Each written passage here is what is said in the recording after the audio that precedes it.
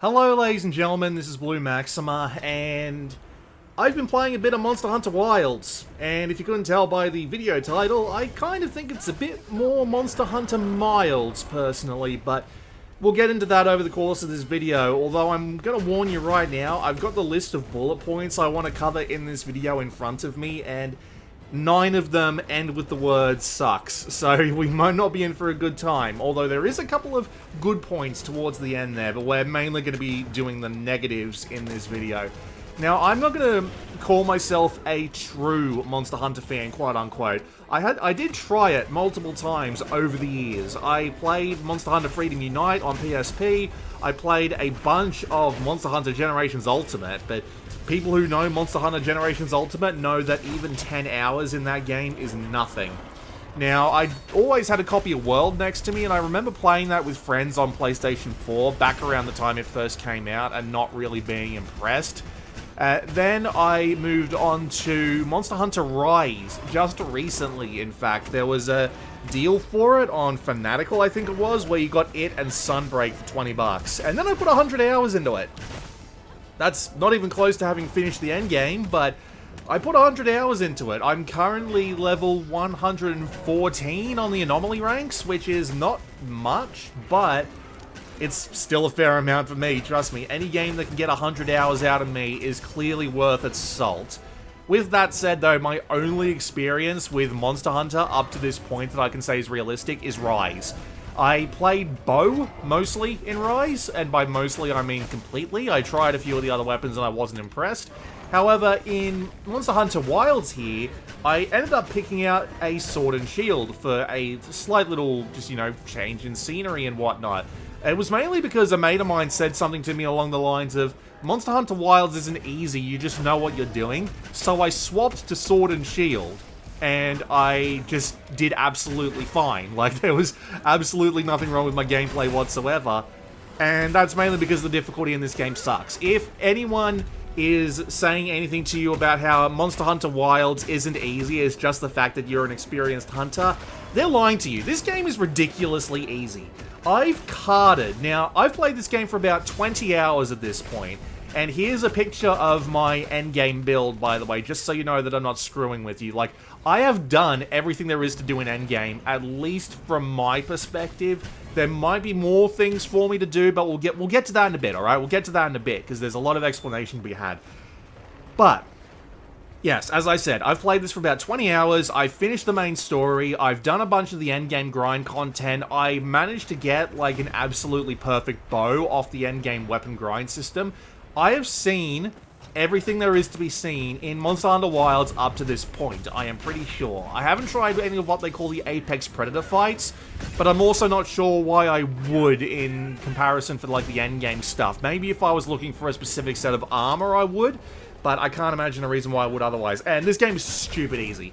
I have carded, which is, like, losing all your health bar and dying if you've not played a game like this before, something like 5 times total in 20 hours.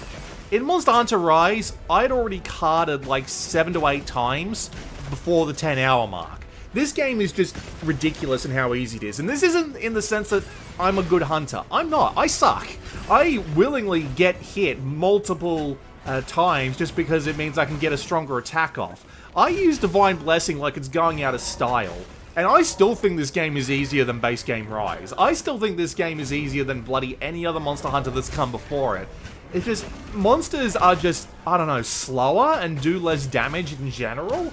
They just aren't interesting, is the thing. Like, the amount of damage on the attacks, even with something like Divine Blessing on a tier 3, is just, it just doesn't exist. Damage just doesn't feel like it doesn't exist until you get to the end of, like, the high rank story, which is what happens after the initial credits roll, and this is like 10 to 15 hours in.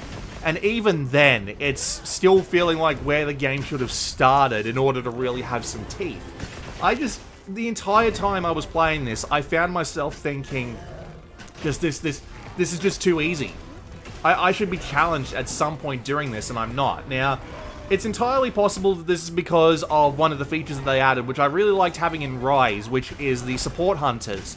They were called something different in Monster Hunter Rise, but basically it's just AI hunters that just wander around and help you out. They give you some of your health back and whatnot. But even without them, I feel like it would be perfectly easy to just wander off to the side, use a potion, get back into the fight. The monsters just aren't aggressive enough to be an interesting enough challenge until you get to Endgame. And by the time you've gone to Endgame, you've built up such a good armor set that they're not really doing that much damage to you anyway. And yeah, it's really easy. That's just the point I'm trying to get home here. This is a really easy game by Monster Hunter standards. Like, don't get me wrong, if you wander into this with no idea what you're doing, you're going to get yourself flattened eventually, but you're going to get a fair bit further than I think you should.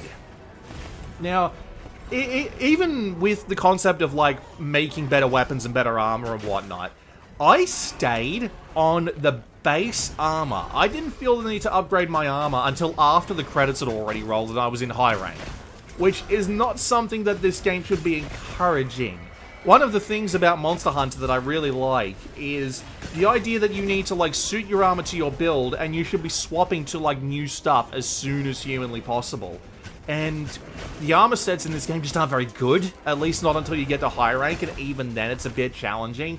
You kind of have to wait for the rarity 6, 7, 8s to pop up in order to find something actually worth swapping to. But even when I swapped to Sword and Shield when I got to high rank, I just found myself being, like, next to no challenge whatsoever, because the monsters just aren't that aggressive, they don't do that much damage, and you can see that I'm getting hit a lot here, even with, like, a little bit of Divine Blessing in a Tempered fight, which is, like, the game's equivalent to Endgame fights. I'm taking barely any damage. It's weird.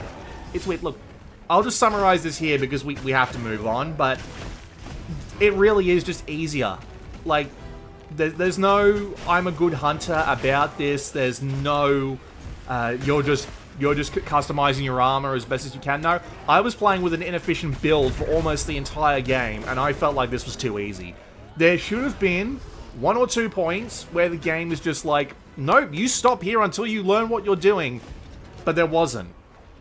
It just, yeah, it's too easy, and it's not engaging as a result. Just to give you an idea, just to make sure that I wasn't going completely crazy, I went back and I played Monster Hunter Generations Ultimate. I booted up Monster Hunter Generations Ultimate, I went for the arena, I picked out a weapon that I had never used before in that game, which to be fair was Sword and Shield, and I tried to fight against the thing that would give me the least money, just to make sure that I wasn't, you know, going completely crazy, and yeah, the fight was so much more fun. Just in the fact that it was actually challenging, because I actually had to pay attention to the monster's movements and its patterns and whatnot in order to not get completely screwed. And in this game, it's just dodge, and you're fine, and there's really not that much else to it, even with the support hunters. Oh yeah, one other thing. Every single monster in this game feels like its health bar is about 30% shorter than it should be. Like, multiple times throughout this game, I found myself thinking, alright, we're just going into the final fight now, throw out one attack, and the monster just immediately dies.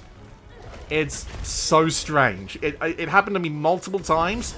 Yeah, the fights just aren't that long. I was looking at some of the times for the fights that I put up in this game, and I'm like, there's no way they made this shorter on purpose, because this just doesn't feel right. It does not feel right. That's the takeaway. The game has gotten so much easier that it doesn't feel right. I don't know if it's because they're trying to appeal to new people, or they think that because this isn't a handheld game, they can't afford to have the fights go on for very long or something like that. I don't know, but it just doesn't feel right. And that is the major takeaway from Monster Hunter Wilds, is just that it is so easy that it doesn't feel right. Moving on. You might have noticed that the game kind of looks like arse. It's because that I had to play this on my PC, and look at the bottom left corner if you're on a relatively high YouTube resolution. I'm uploading this in 4K just to make sure that YouTube doesn't completely screw the bitrate, but it's being played in 1080p, but that 1080p is being upscaled from like 480p using DLSS 3.7, because holy crap, this game performs bad on PC. Oh my lordy lordy, if you've been paying even remote attention to the Monster Hunter Wilds news, you know that this game performs like arse. And there is no reason for it to perform like arse the way that it does. Because this game does not look great. Like, don't get me wrong, they've put a fair amount of detail into the environments, and the monsters have a lot of fun behaviors that make them actually feel like monsters, but all of those changes that they've made does not justify how bad the performance is. Like, the fact that I had to limit my frames per second to 40 throughout my entire playthrough, and my GPU is still screaming at me. Now, just to give you an idea of my build, I've got a 8700K, which is an old processor at this point, I will admit, but not this level of performance old. Not yet. I've got a couple more years before that really starts becoming a problem. I've got a RTX 2080, which is the only reason I can realistically use DLSS in the first place, and 16GB of DDR4. So, like, the way this game looks should not be this bad. I don't know what kind of background calculations they're working with here. I don't know what interactions with the environment are causing the performance to be this bad. People keep saying that this is just an inherent problem with the RE engine, because Dragon's Dogma 2 was made on this. It was also an open world game, and it also ran like absolute arse. But I don't know what to tell you, man. It runs real bad. You would think that all of those calculations would be like, oh, the endemic life are going to be more interesting, and as a result, no. It's really not that interesting of an environment to fight in. Like, don't get me wrong, there are a few things like hanging around the walls and whatnot. You can pull some slinger ammo off of, like, the bodies of dead enemies or parts of, like, the one that you're fighting in order to do some extra damage to it. You can, like, pull down a couple of environmental objects in order to do some damage and whatnot. But these interactions are nowhere near as interesting as they might seem to be. They come up very rarely unless you actively lure the monster. And again, because the game is so much easier now, you never feel the need to lure the monster away. The only time you feel like you should be luring the monster away is if you wander into an area with 2 other monsters and all 3 of them are trying to gangbang you at once. Otherwise, you just follow the monster wherever it goes. It really just, it doesn't justify the performance loss that must have been taken to make this happen. It really doesn't. And it also doesn't help that environmental traversal also kind of sucks now, because the map is just really big.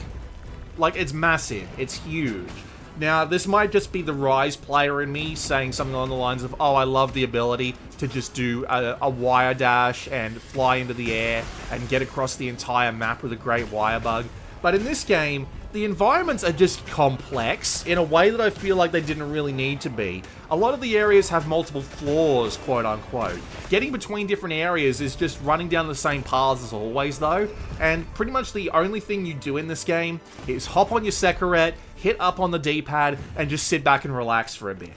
It doesn't make any, like, meaningful change to the way Traversal works. There's no real way to take advantage of, like, these different height levels if you're a hunter. It just feels like the same design again, but they made everything bigger for no reason other than it looks cool, and it probably didn't help the performance. So I don't know what to tell you. It doesn't work for me. It really doesn't.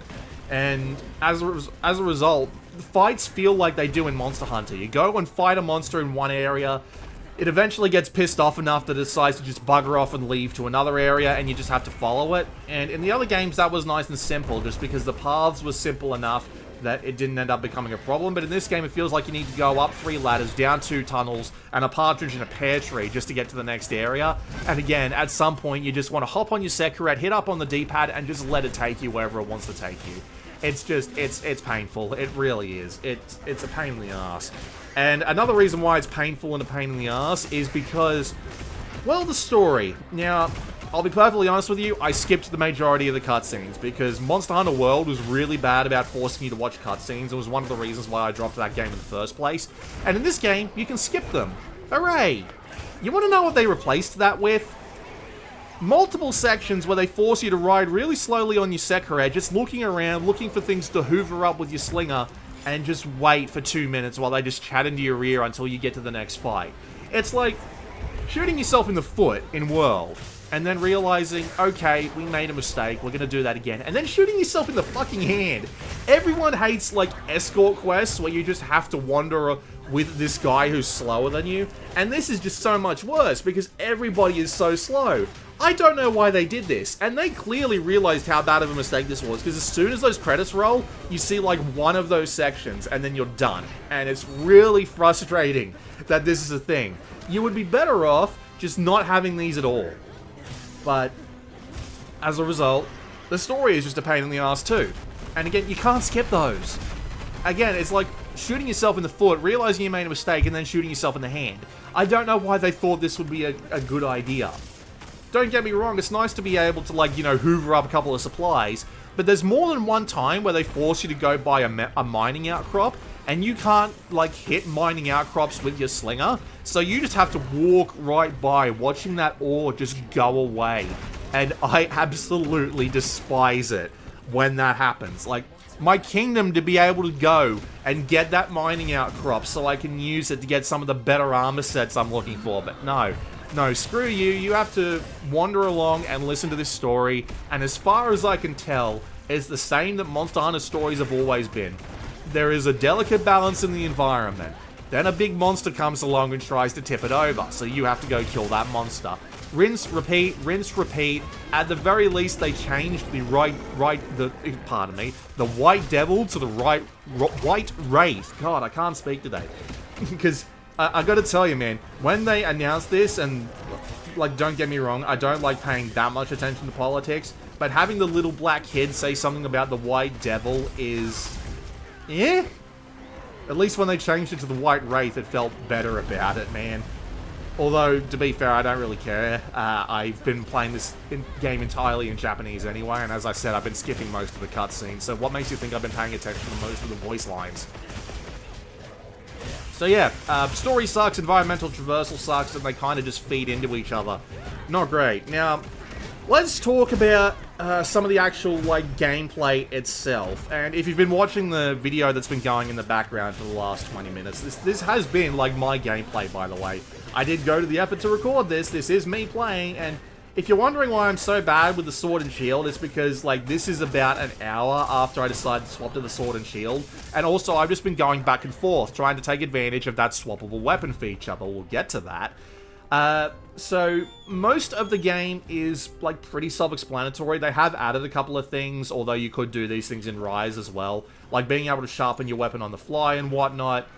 But it really is just, like, the same old Monster Hunter.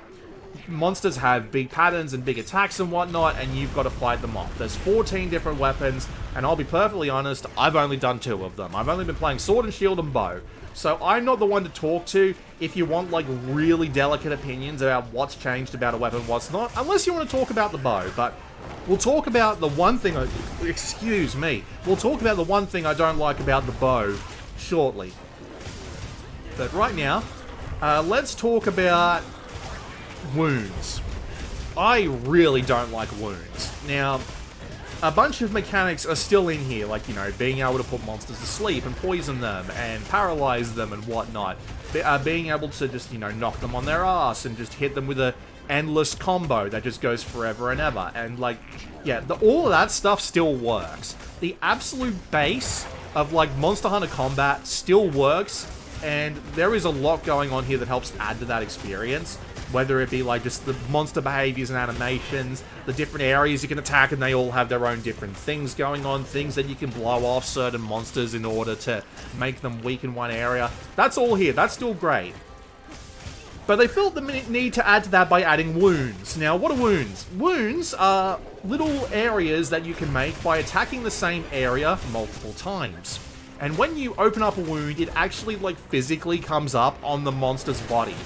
And it's actually kind of cool to watch. You just see this wound come up and you're like, oh, I can just keep hitting that. And eventually it'll pop and I'll get some more damage off of it. In the grand scheme, this would be great. It would be a really nice thing to have. But then you add the focus mode. Focus mode is something that happens whenever you hold L2, and this is on pretty much every weapon in the game now. This isn't just like a bow thing. I was really surprised when I saw this with Sword and Shield, because it made me realize just how kind of icky this entire mechanic is.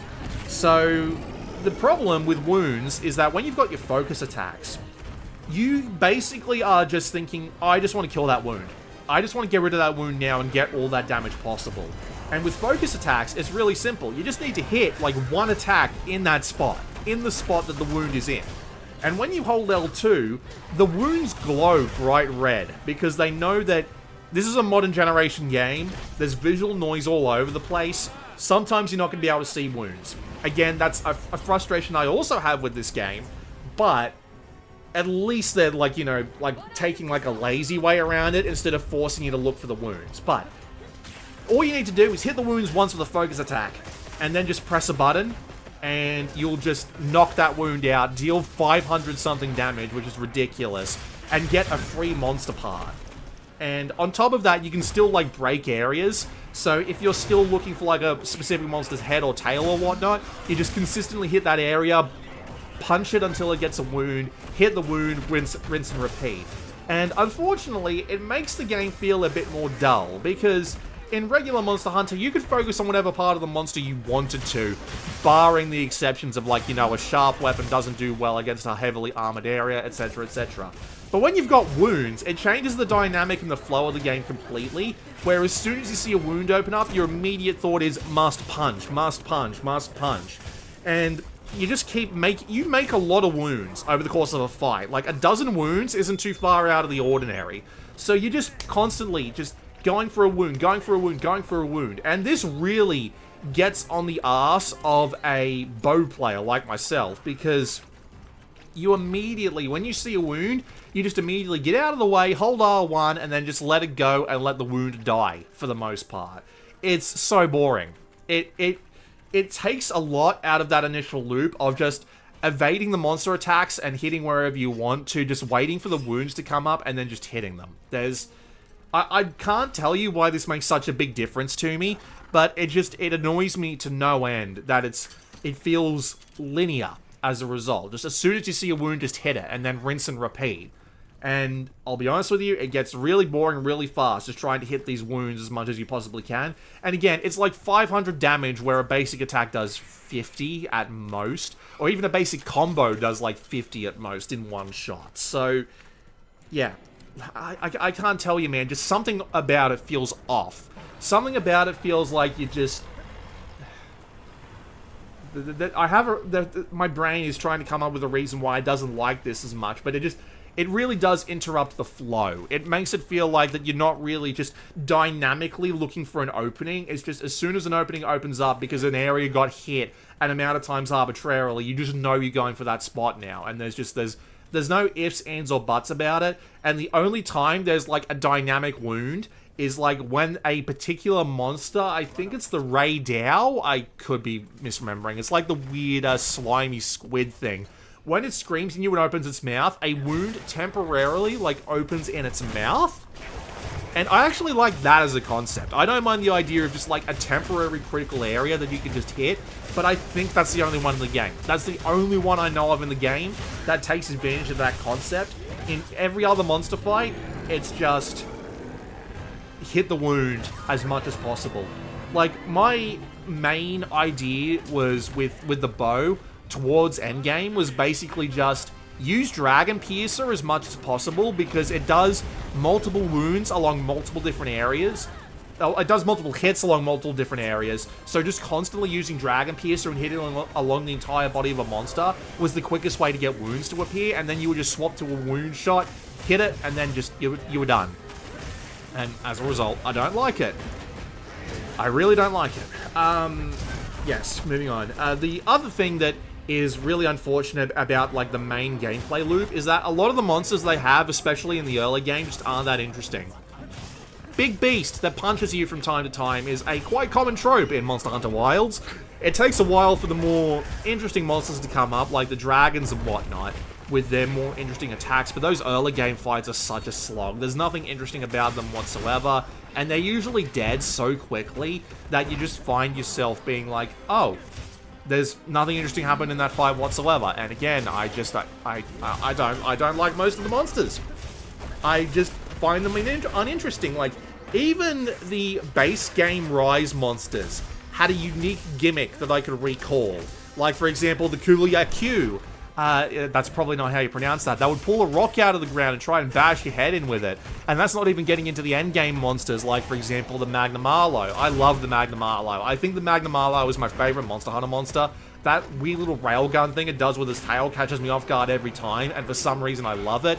The Risen Glow Valstrax, which basically feels like fighting a Gundam. That thing's amazing. There's a few other monsters like the Mizuzune, which is coming like in the first update of Monster Hunter Wilds, with its weird bubbles that turn into like a semi-bullet hell where you can dive into particular bubbles to get benefits. And it's just, yeah, every time I would fight a monster in Monster Hunter Rise, like, for the most part, there were a couple in that game that were just boring as sin, but for the most part, they were way more interesting than any individual fight in Wilds. And as a result, it's just so boring. And again, it's because the game is easier just on a base level. A lot of these monsters I just don't care about. The only time that a lot of these monsters would cart me was when they would do a stupid wombo combo. Like, for example, that squid thing that I just fought. It would be like, it would hit you hard enough to knock you flat on your ass, and then it would fire a flame attack in your general direction, and you couldn't get up and get out of the way in time. But that's just general Monster Hunter wombo combo bullshit. When you get far enough in this game, it's like, you know, at least in Monster Hunter in general, you should expect that getting knocked down once is probably going to be the end of you. But it's still kind of bullshit when most of the fights are so easy that the only thing that could realistically cart you is a wombo combo. But yeah, wounds. Not a fan of wounds. And yeah, just because the monsters are not as interesting, it just means that, again, the fights aren't great. Like, I'm fighting the Ray Dow here, and I did like the Ray Dow. It did catch me off guard, and it was a much more interesting fight than I expected it to be.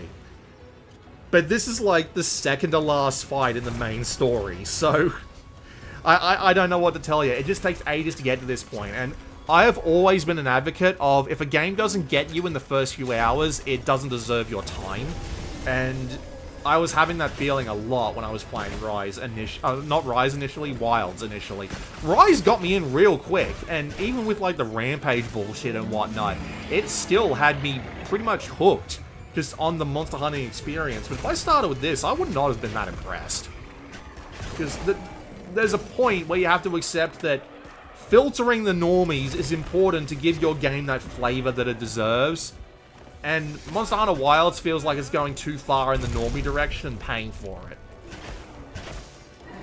Although, to be fair, the game does have like 1.3 million peak players on Steam as of like the time that I'm talking to you about this. It might be higher. I didn't bother to go check again, but yeah, who knows? Maybe going for the normies is how you make your money these days, and maybe the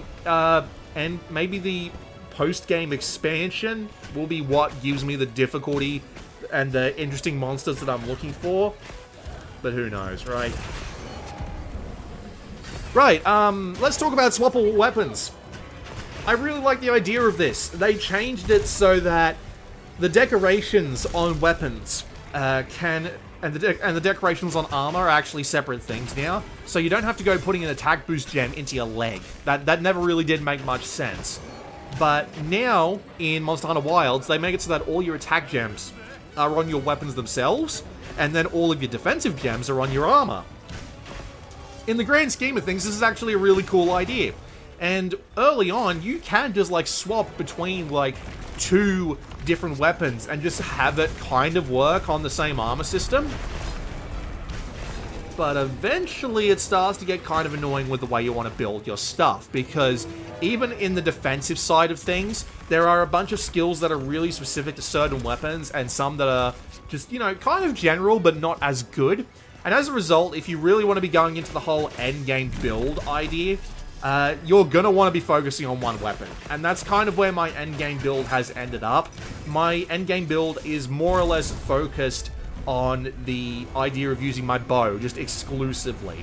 Now, I could realistically, like, swap to the sword and shield and have a pretty decent time with it, but I still have to, like, grind up a special weapon for that, and then get gems that work for the particular armor set that I've got on, which reward doing elemental damage, and a bunch of other things like that. And just kind of, as a result, now, I'm not saying that you can't get to the point where you'll have an endgame build that you can realistically swap between 2 weapons, but it's the fact that with an endgame grind going on, you're probably going to be stuck with 1 weapon for a decent length of time just for efficiency's sake. Especially when you're playing online and 1 feint is like bad for everyone, not just you.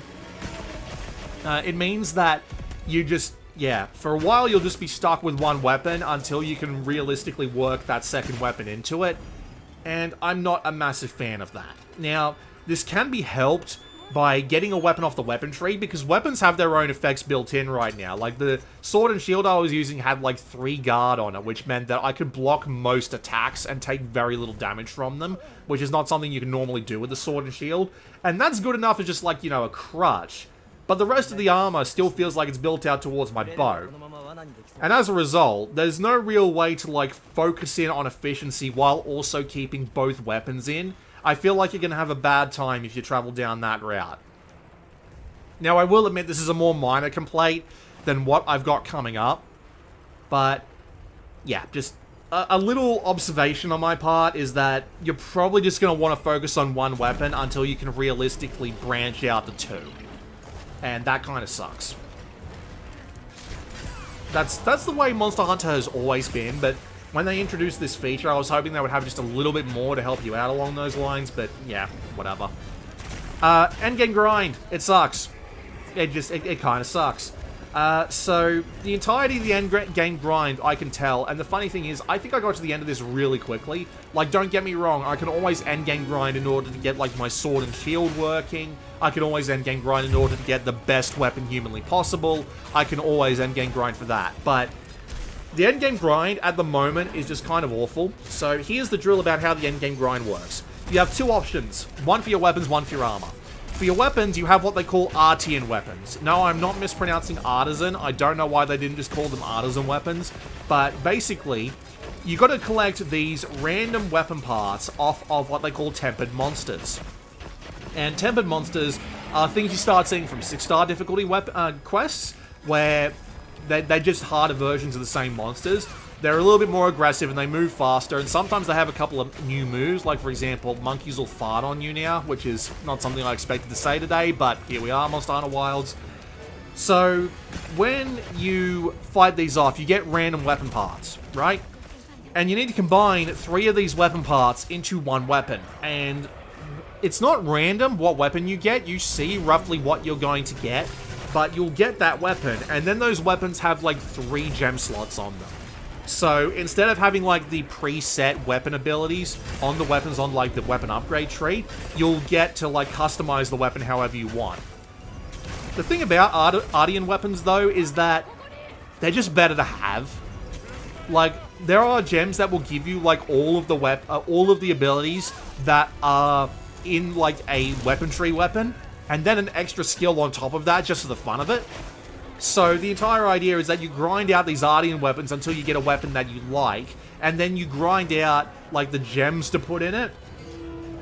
But all it is just random on top of random on top of random what weapons you get, and then once you have it, you have no reason to ever go back to the weapon tree. So my immediate thought is that these weapons are going to become completely useless whenever they do the big expansion for Monster Hunter Wilds, because I don't know how you make these weapons not good without just taking them out of the question entirely. It's the same thing as like the Rampage decorations from Rise. Once you get the Sunbreak, you just ignore them completely. They're done. They're gone. You don't need to... No, not Rampage decorations, sorry, but there was like a Rampage-specific weapons set of like upgrades and whatnot that you could get. But once you got the Sunbreak, you could just ignore them entirely, and I don't know how they do it in this one, other than just give you like endless... more tiers of these kinds of weapons to go for. But then once you get that one weapon, you're just done, and you just throw all of these materials back into like getting better gems and whatnot. It's not a very interesting system, is what I'm trying to say. I love the anomaly system in Rise, because in fact I love a lot of Rise's endgame, because in Rise you got to pick whatever rank 10 weapon you wanted, and then just slowly upgrade that over the course of Anomaly, so that it was how you wanted it to be. In this, It's basically put together these 3 things however you want them to be, and it might take you a really long time to grind these out because they have like 5 different things on each part. It's like the part, the type that the weapon can go in, whether or not it's attack, what kind of infusion of like element it has, etc, etc. And then you've got to get like 3 different types of the same thing to get the weapon that you really want, and then you've got to repeat that over and over again. And you want to know how you get that, all that stuff? It's just repeat the tempered Archveld fight, or repeat the tempered Archveld plus like another monster fight. Over and over and over and over and over again until you find the parts that you want, because there's no point doing any like level 6 or level 7. You just go straight to level 8, fight the tempered Archveld via like a multiplayer quest or something, and once you've got a level 8 weapon, you're good. You just keep grinding and grinding and grinding, and it's not interesting. Compare that to Anomaly, where you had like all of these like the little weapon tweaks that you can make, and then on your armor is just you throw it into the randomizer, you get back the result, you can keep the one that you have, or you can apply it to your armor. I really liked that as a system, despite the fact that it was entirely random, because it meant that you could get something that like worked a little bit better, and then just stick with that, and then you could just grind until you got something that worked better, and it was simple. It didn't require you to get like 3 specific pieces. It didn't like do multiple fights on top of that. And just as a result, I don't like the way that it handles endgame with the tempered stuff, just because once you get that level 8 weapon, like what is there left to do? I don't know. Because again, like the only way that you get like those 8 pieces is just by fighting the tempered Archveld fight again and again and again, because that's the best way to get those pieces. And then you've got just like the armor sets, but once you get a good armor set, you're pretty much done, right? And then you're just focusing on upgrades. It's just not that interesting, is the thing. I don't find it interesting in the slightest, how this game handles its endgame. And what really doesn't help is that the multiplayer kinda sucks on it. Yeah, really. Not only does the PC performance suck, the PC multiplayer sucks. As far as I know, unless someone actively invites you to join a multiplayer game, you cannot join a multiplayer game directly. You basically have to go to an SOS flare, which is basically the equivalent of, please, I need help, come help me in this this quest here. And you can set it so that it automatically triggers, so people will just jump into your game. But when I was trying to do some endgame runs for some of my, like, endgame weapons sort of thing, you know, endless connection errors, endless games saying, hey, this is already full, despite the fact that it's had like 1 player for 5 minutes. And every time that I would get into a match, which was like 1 time out of 5 or 6, roughly, it worked alright. It worked fine. But when you're trying to get into like an endgame grind fight, and you are just constantly coming up against this error message that you have no idea what it means, like EW205A or R3961240-A or something like that, immensely frustrating. And to be fair, the multiplayer does work when it works, but even having 4 people against the 1 monster doesn't tend to, like, increase the difficulty that much. The hunts still take about the same amount of time. And it's weird that it doesn't help the difficulty as much as you might want it to. So, yeah, I don't like the end game. It might be because I just got through it as quickly as I did. I got a level 8 weapon that did a lot of dragon damage, and I got like a lot of gems, right? And those gems, I was just able to put straight in my bow, and it's like, do a ton more dragon damage. Do critical damage whenever you inflict thing, and then add poison as a arrow that you can use in your bow. So I would just swap to the poison coating and just constantly use that, and that would be my endgame build. And I don't need to go any further because, again, the game's not that hard. There's no reason for me to think more about like my builds and my strategies and whatnot. I don't have to think about that shit at all, because the game is just easy enough that once I had my endgame build in place, which was maximum stamina on everything, peak performance, so that I was always at full health and always doing just that little bit more damage, divine blessings so that I don't get one-shot by everything on occasion, and just a couple of other like minor ones like self-improvement and whatnot whenever I could find the slots, and I was done. And again, because the game is so easy, I didn't need to think about it. Meanwhile, my game of Monster Hunter Rise, I'm at 114 I'm still getting two-shot by a Scorned Magnum Arlo, and I'm still enjoying the whole build crafting and thinking, how do I make myself just that little bit better at this game? And in Wilds, I'm just done. I don't need to think about that anymore. I don't even need to think about it, and in 1/5 the time. So, I'm done with Wilds. Like, I've got nothing else to do until they release more interesting monsters or the Endgame expansion. And at this point, I'm not even sure if I want to spend the money. I paid 90 bucks Australian for this to come out of this entire experience thinking, I'd rather just go back to Rise, or hell, considering that I said earlier that I played that, like, one fight in Monster Hunter Generations Ultimate, and I had so much more fun with that fight than I did the absolute majority of fights in Monster Hunter Wilds, that I might just go back and play Generations Ultimate and see how well I do in that game, despite the fact that a lot of the quality of life features I liked in Rise are gone. And just so that this isn't an absolute endless, like, crapping on Monster Hunter Wilds, here's a bunch of things that they've added in this game that I did like. I like that the item pouch is on the Sekret, because I have this annoying tendency, even 100 hours into Monster Hunter Rise, to forget to go and get my free shit from the item box, so it's nice that it's there.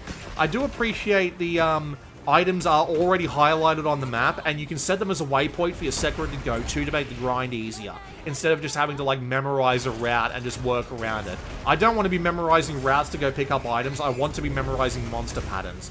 The music is great, the way that it fades in and out as over the course of the fight, when it goes to sleep, when it tries to bugger off and whatnot, it really does help, just like the atmosphere of the whole thing. I appreciate how there's alerts for skills, and they come up more often than they seem to in Rise. So it means that you have a rough idea of when your skills are working, which is a nice benefit. I do appreciate how the health bar just, like, goes insane when a hit is about to kill you. And you just know that you need to get out of the way of this shit or you will die. Although it is kind of unfortunate, when you're flat on your ass, the alert goes off and you're like, oh, god damn it, I'm dead, aren't I? I do love having the control reference up in the top right there. Like, even 20 hours into Wilds, I was still thinking, what do I need to do for that particular button combination again? And I can just look up there and see it. I really wish that was in Rise. I don't know why that wasn't in Rise. I know it was in World. The amount of settings is great, just gameplay-wise, not video card-wise, because, my god, you know, ugly as sin. I do appreciate the item gatherers that you can unlock through subquests, so that they're just constantly feeding you a supply of items, so that you don't need to worry about going and farming Trank Bombs or what have you. That's a really nice thing to have, and, you know, it does encourage you to go and do the side quests. I do also appreciate that the side quests actually add to your hunter rank this time. They're in Rise, it didn't add to your hunter rank in order to do those quests. All you would get was the benefit of the quest. In this time, you also get, like, the HR increase as well, along with the benefit for doing the quest. So there is a reason to go and do them.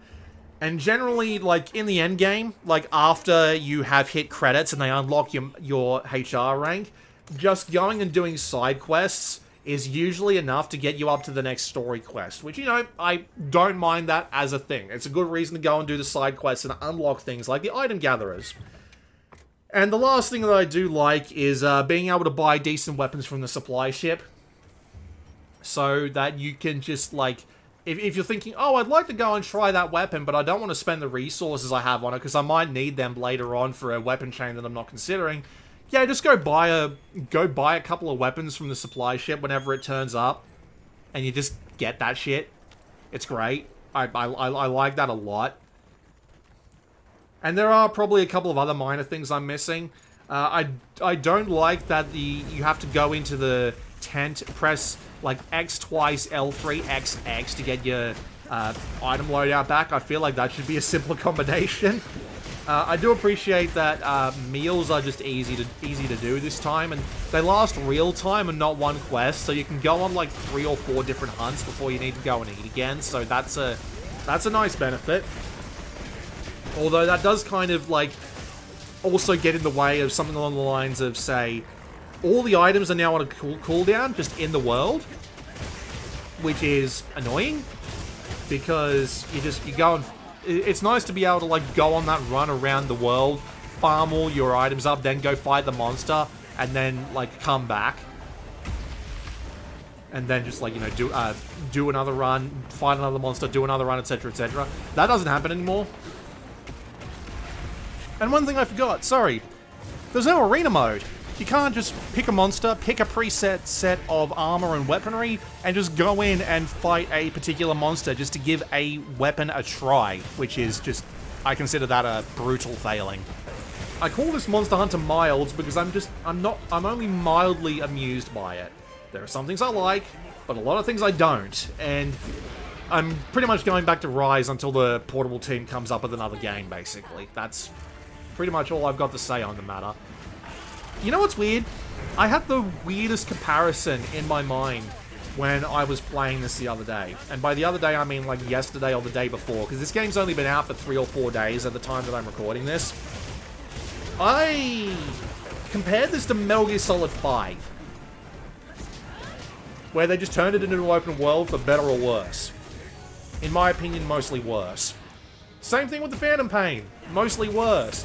They added annoying cooldown timers to everything. They made it so that the levels didn't feel like purpose-built for the most part, unless you were doing a very specific story mission. And there's a couple other things like that. It's not a massive comparison, but it was just something that popped in my head, and I'm like, that's a little bit more of an apt comparison than I thought it would be, and I don't like it. But yeah. That's my opinion on Monster Hunter Wilds. I'm not massively impressed by it. If I were you, I'd tell you to go buy Rise. And I know a lot of people don't like the amount of maneuverability in that game. I know people don't like that you feel like a superhero in that game, but the monsters were also tuned up to match your abilities, and so it made it just a more interesting experience, especially since they all had to have, like, their own weird moves to help get around your extra mobility, and I liked it. I liked it a lot. And in this game, it's just, not feeling it. Not in the grand scheme. This has been Blue Maxima. I'll let you watch the rest of this Gormagala fight with the sound at a proper level. I'll see you all whenever.